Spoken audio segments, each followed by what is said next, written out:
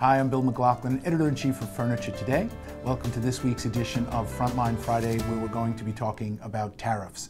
You probably saw earlier this week on our website the release of the newest list of proposed tariffs. Again, I want to use the word proposed. They are not yet implemented.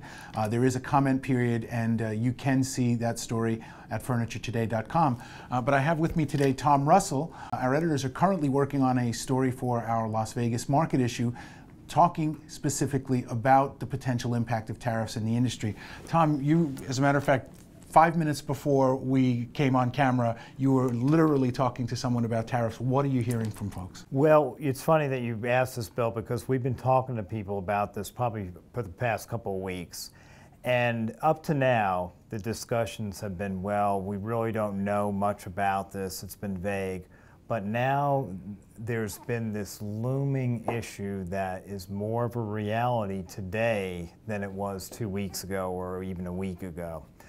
And what people are saying is we are putting in plans, or we have plans, contingency plans, to shift sourcing to other countries. Now, we've already seen this happen with the wooden bedroom furniture case. Chinese wooden bedroom furniture has duties of some as high as 200%, which caused a lot of people to move that product to Vietnam. Bedroom furniture is likely not an issue, but the categories we hear are an issue: upholstery, upholstered beds, metal furniture, you name it. There are a lot of occasional furniture. There's lots still coming out of China. Mm-hmm. Well, we also heard Powell has been talking to some folks in the motion segment, and they're already seeing some tariffs on motors. So interestingly enough, the motors coming in and then being assembled here are being hit with a tariff, yet the finished goods coming out of China are not. So that's an interesting development. You mentioned earlier that on the case side, a lot of people have already moved production out of China. Yes. For those who are still there, what kinds of adjustments are they talking about?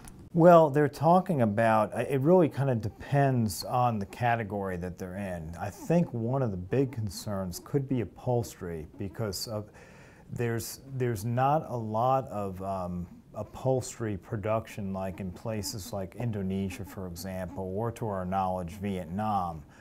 And so people are going to have to make those adjustments. They may have to find sources that can kind of get up and running on some of those categories fairly quickly.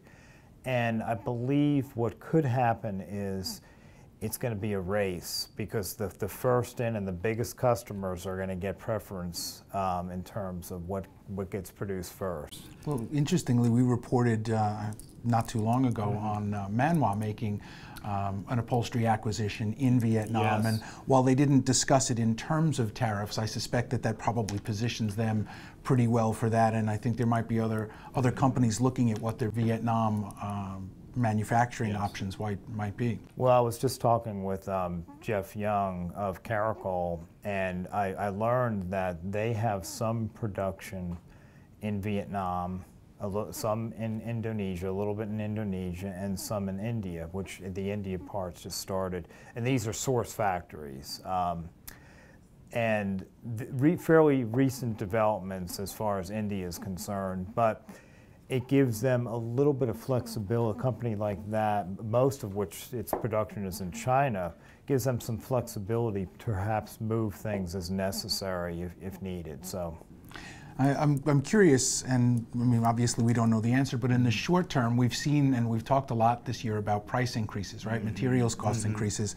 The tariffs that we're seeing, I mean, somebody mentioned a 10% tariff, particularly in the mattress business. They feel like they can work with that, so it's not such a big deal. But I'm wondering, when you take tariff increases in the context of other price increases that people are dealing with, what that might mean for the business. I think that's a good point, because it's another expense, it's another cost of doing business, and when you add these things up, they're more than 10% collectively. So that's where the rubber meets the road, so to speak. I'm not sure if there's a tariff on rubber yet, is there? I don't know. I guess we'll have to look that up. Oh, that's right. Until next week, I'm Bill McLoughlin with Furniture Today, wishing you good business.